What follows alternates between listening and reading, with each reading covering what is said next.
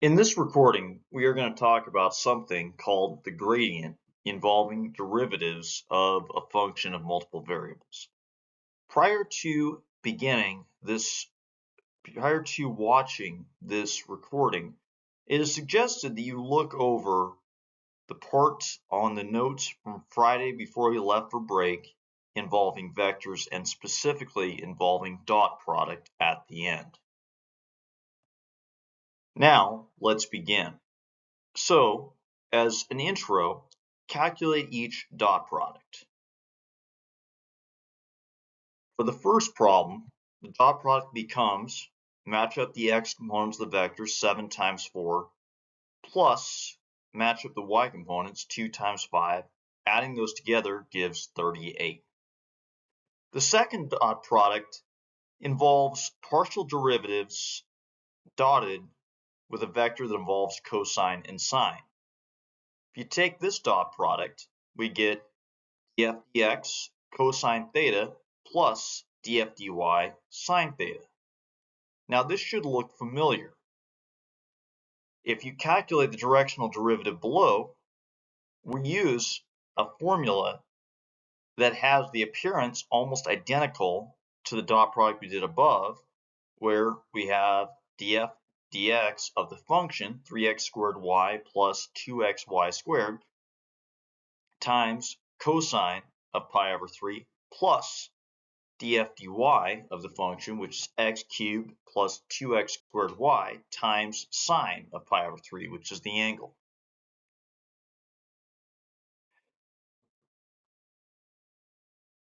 The second dot product on the intro problems has special significance because if we take that second dot product, we get the same formula as the directional derivative. Now, on this slide, it's written in linear combination form involving the I hat and j hat components.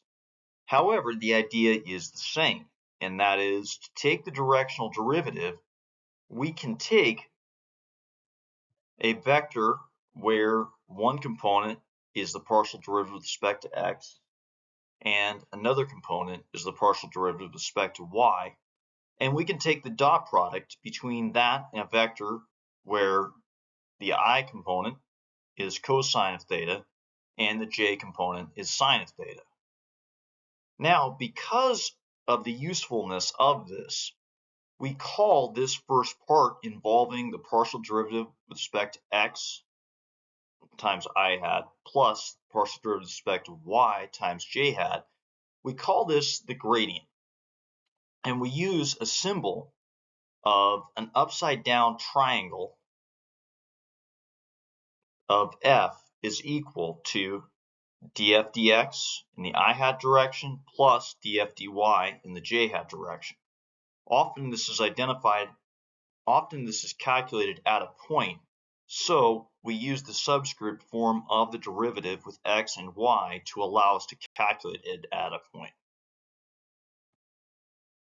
Now, let's calculate the gradient of a function. To calculate the gradient of a function, we will take the partial derivative with respect to x, then we will take the partial derivative with respect to y, then we will multiply the partial derivative of x by the I hat component and add the partial derivative of y with respect to the j hat component. For the function f of x comma y is equal to y to the third x to the fifth minus y to the fourth, the partial derivative with respect to x is y to the third times 5x to the fourth minus 0, noting that the second term does not have an x part to it. The partial derivative of the function with respect to y is 3y to the second x to the fifth minus 4y to the third. Combining these, we then multiply y to the third, that is, we multiply the partial derivative with respect to x, which is y to the third times 5x to the fourth minus 0 times I hat, and then add the partial derivative with respect to y, 3y squared x to the fifth minus 4y to the third times j hat. This can be simplified, however, this is the gradient of the function in general. Now that we are able to calculate the gradient of the function, we can discuss its use, or at least one of the uses. One of the uses of the gradient is to calculate directional derivatives without needing to know the angle of the vector in which we want a derivative in the direction. Now, to do this, we need to have a unit vector, which means a vector with a magnitude of 1. Calculating unit vectors is beyond the scope of this course, as this course is only an introduction to this topic and will be discussed more for those of you that take Calculus 3 multidimensional calculus. For now, anytime you are asked to find a directional derivative where it is in the direction of a vector, you will be given a unit vector. To calculate the directional derivative in the direction of a particular vector when given a unit vector, all we need to do is take the gradient of a function dotted with the unit vector. That is a dot product. So now we will use that fact to calculate the directional derivative of two functions, one two-dimensional and one three-dimensional, in the direction of a particular unit vector. Beginning with the first function, our first step is to take the gradient at the point given. In this case, the point given is the point 1, 2, meaning x is 1, y is 2. To take the gradient, we begin by taking the partial derivative with respect to x, multiplying that, or that is putting that as the x component of the gradient, and then take the y component of, or the partial derivative with respect to y, and making that be the y component of the gradient. Once we have done that, we can then insert or substitute the values for x and y. Substituting x equals 1 and y equals 2 into the gradient gives us the vector 12i hat minus 3j hat. You are encouraged to do this to make sure you understand the process. And again, you may always email me with any questions.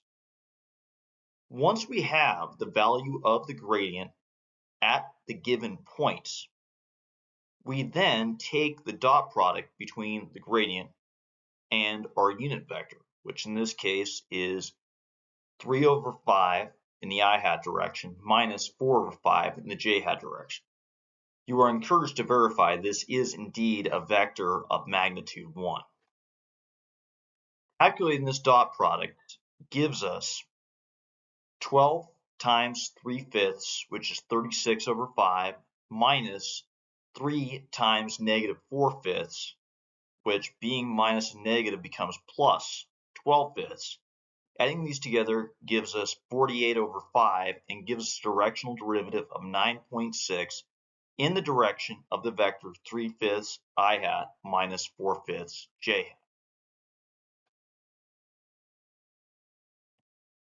Now, let's do a similar process for a function of 3 variables. This function is given by g of x, y, z is equal to x squared z minus yz squared plus 4z, and we will be calculating the directional derivative at the point 3, 1, 8 in the direction of the unit vector 3 over 13, 4 over 13, 12 over 13. The process here is very similar, except that both the gradient as well as the unit vector have 3 components. Calculating the gradient of this function, we take the partial derivative with respect to x, which is 2xz. We note that the other terms do not have an x in them, so they will zero out, and adding 0 does not change the value. We then take the directional derivative with respect to y, which is negative z squared. Again, noting the other terms do not have y in them, so they become 0. And then the directional derivative with respect, or the partial derivative with respect to z, which is x squared minus 2yz plus 4. This gives us the gradient of our function. Substituting 3 for x, 1 for y, and 8 for z as is the point we are given, results in the vector 48, negative 64, negative 3.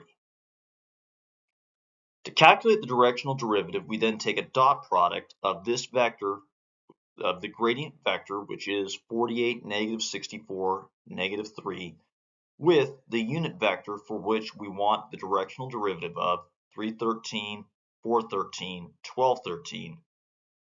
Doing so gives us 164 or 364 over 13, which is 28. So our directional derivative in the direction of the vector u equals 3 over 13, 4 over 13, 12 over 13 of g at the point 3, 1, 8 is 28. Thank you very much for watching. Have a great rest of the break.